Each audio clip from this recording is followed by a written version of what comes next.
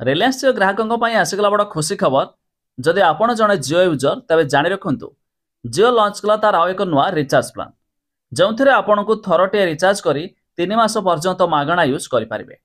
आसतु संपूर्ण अपडेट जाना जदि आपन जड़े जियो ग्राहक तेज यह आपण कम आसो।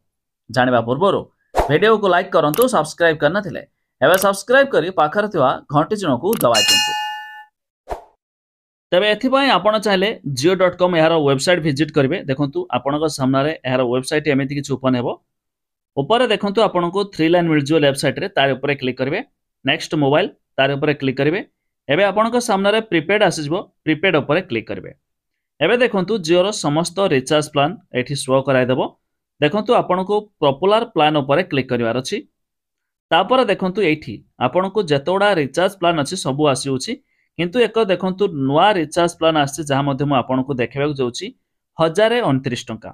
तेरे ये 1029 टंका जदि आप रिचार्ज कर 84 दिन पर्यंत आपन को वैलिडिटी मिल प्लस एपन को ना प्राइम लाइट सब्सक्रिप्शन फ्री रे मिल जाऊँगी।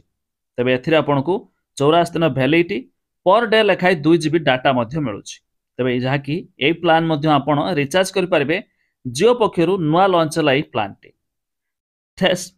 ठीक सेमती देखु आउ एक प्लान रही 1028 टंका।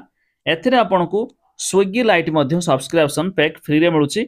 एथिरे सेम 84 दिन वैलिडिटी मिल 2 GB लेखाएं डाटा मिल। तो मात्र ये 2 प्लान भितर 1 टंकार फरक रोचे किंतु आपण जो मैंने Jio prime lite Amazon prime lite नापी चाहिए से 1029 टंका रिचार्ज करें।